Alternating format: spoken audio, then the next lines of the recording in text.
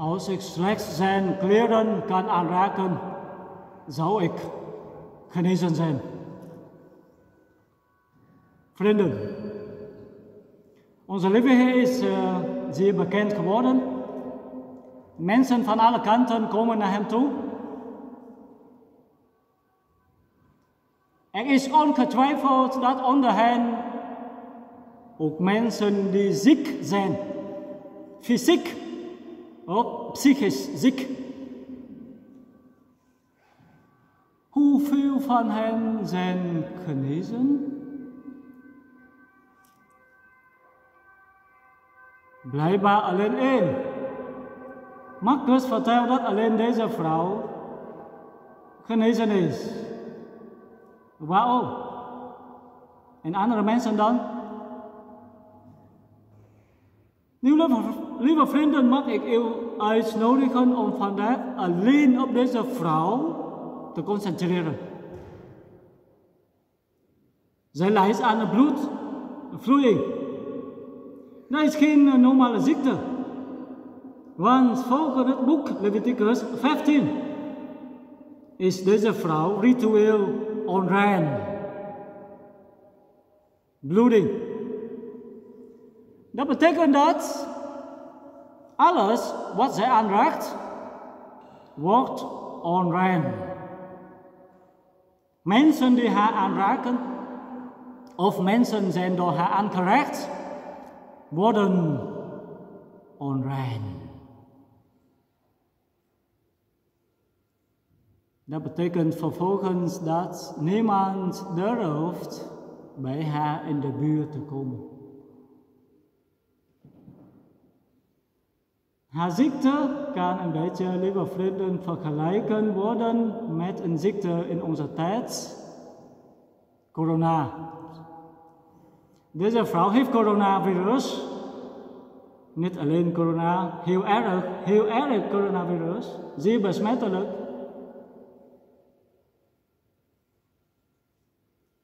Dat betekent dat zij niet naar de kerk mag gaan. Want in haar tijd mag zij ook niet naar de synagoge of naar de tempel om te bidden. Niet.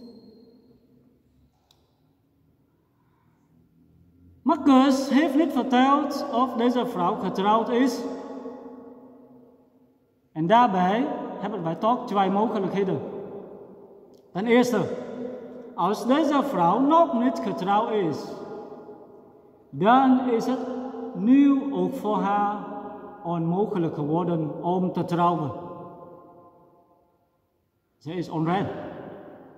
Ten tweede, als deze vrouw wel getrouwd is, dan betekent dat deze vrouw nu niet bij haar man kan blijven. Besmettelijk. Onrein. Dat kan een reden zijn dat haar man haar verlaat. Deze vrouw leeft zeer geïsoleerd. Zij zit in quarantaine. En haar quarantaine duurt hoe lang? 14 dagen? 1 jaar of 2 jaar? Nee, 12 jaar lang. Kan u zich voorstellen? Als iemand 14 dagen in de quarantaine zit, dan vindt hij echt genoeg van. Deze vrouw zit 12 jaar lang. Niet alleen dat, tijdens deze periode heeft zij te verduren aan allerlei dokters. En zij heeft haar gehele vermogen uitgegeven zonder daar baat bij te vinden. Dokters hebben haar betaling wel ontvangen, maar zij hebben haar helaas niet geholpen. Mensen kunnen haar niet helpen. Wat kunnen wij zeggen over deze vrouw en haar situatie? Radeloos en hopeloos. Geen toekomst. Toch, wat doet deze vrouw? Zij geeft niet op. Zij geeft haar hoop niet op. Zij gaat verder. Waarom? Marcus vertelt dat omdat zij over onze lieve Heer heeft gehoord.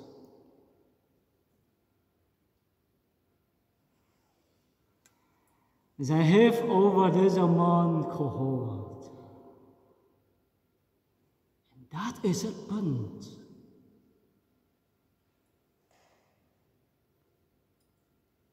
Daarom weet je heel zeker dat hij alleen haar kan helpen.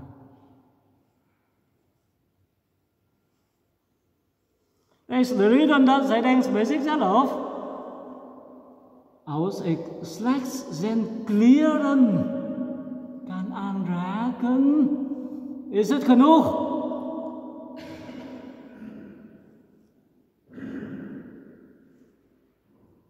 Zo probeert zij zeer onopgemerkt zich in de menigte van de mensen mengen om toch haar best te doen om de Heer aan te raken.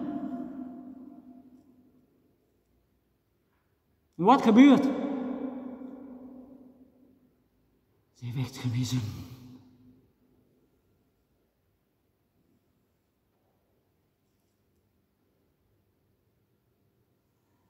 Lieve vrienden, Marcus vertelt niet wat daarna met haar leven gebeurt. Maar een ander man vertelt ons wat zij daarna wordt. Namelijk Eusebius, bisschop van Caesarea in de 3e en de 4e eeuw in Israël. In zijn geschriften zien wij dat deze vrouw uit de schrik van Caesarea Philippi, namelijk helemaal noord van Israël, afkomt. Na deze genezing gaat zij terug naar haar stad, Caesarea Philippi, om over de Heer de hele stad te vertellen. Zij begint dat evangelie te verspreiden. En zij maakt haar huis een huiskerk. Eusebius vertelt dat zij daar 2 beelden laat maken. Het eerste beeld is van onze lieve Heer zelf. En het tweede beeld is van haar op het moment dat zij zijn kleren aanraakt. Geweldig is deze vrouw. Nu, lieve vrienden, laten wij concentreren op haar genezing. Waar komt deze genezing vandaan? U zou mij kunnen zeggen, ja, dat komt doordat deze vrouw de Heer aanraakt. Daar heb u gelijk in. Maar niet helemaal, een beetje gelijk. Waarom? Omdat als de genezing komt doordat deze vrouw de Heer aanraakt, dan is de vraag: op Goede Vrijdag, mensen raken de Heer niet alleen aan. Zij grijpen hem, zij slaan hem, zij kiezelen hem, zij kruisigen hem. Hebben zij de Heer niet aangeraakt? Is iemand van hen daardoor genezen? Als de genezing komt doordat men hem aanraakt, dan is in dit verhaal niet alleen deze vrouw, maar een massa van mensen die bij hem staan. Die dringen hem op van alle kanten. Hebben zij hem niet aangeraakt? Wie is onder hen genezen?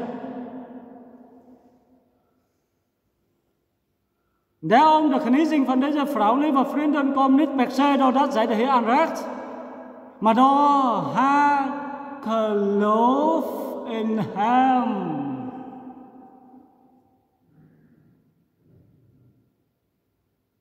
En het feit dat zij hem aanraakt is alleen maar de uiting van haar geloof in hem.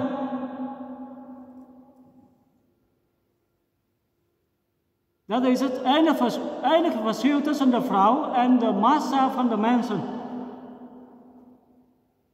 Dat is de reden dat onze lieve Heer zegt tegen deze vrouw, lieve vrienden, dochter, uw geloof heeft u genezen.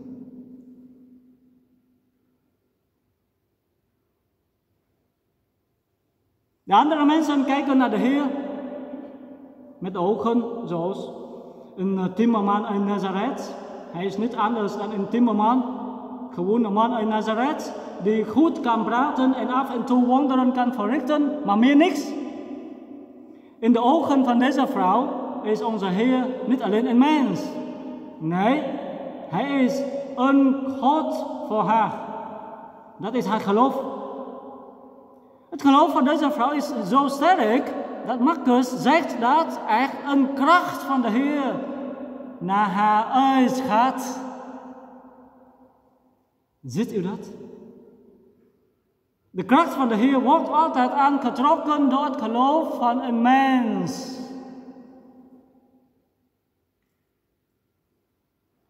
Dat is de diepste reden, lieve vrienden, dat deze vrouw, ondanks alles, verder gaat in haar leven. Dat is de reden dat zij niet opgeeft.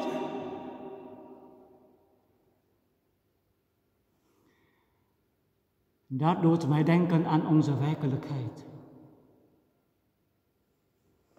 Waarom? In de Eucharistie, wij raken onze lieve Heer niet alleen aan, nee, dadelijk ontvangen wij hem. Maar het punt is het volgende. Sommige mensen vinden daar vreugde en kracht en troost bij met hun verder levensweg. En zij groeien daardoor in wijsheid en in heiligheid. Terwijl andere mensen vinden daar geen enkele baat bij. Waarom? Waarom? Is onze lieve Heer zo oneerlijk dat hij de een meer geeft en de ander weinig heeft? Niks in is anders, vrienden. Als ik dadelijk de heilige communie ontvang en ik zeg tegen mijzelf, oh leuk, een stuk brood, hop, opeten. Klaar. Een stuk brood, meer niet. Als ik 100 keer op die manier onze lieve Heer ontvang, het geeft mij geen enkele nut. Niet omdat de Heer niet goed is, maar omdat ik niet in hem geloof.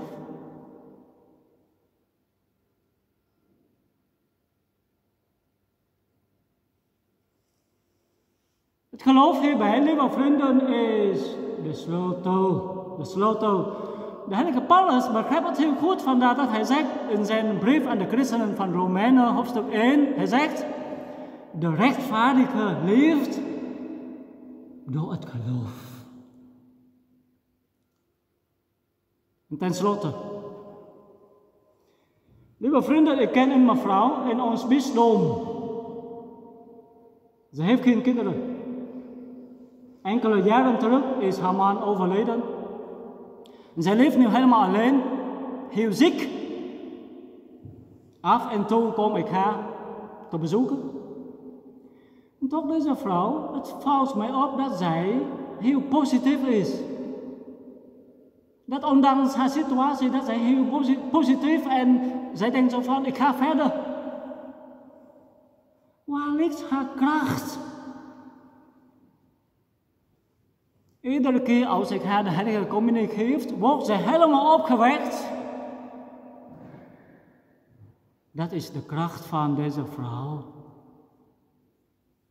Haar geloof in de Heer.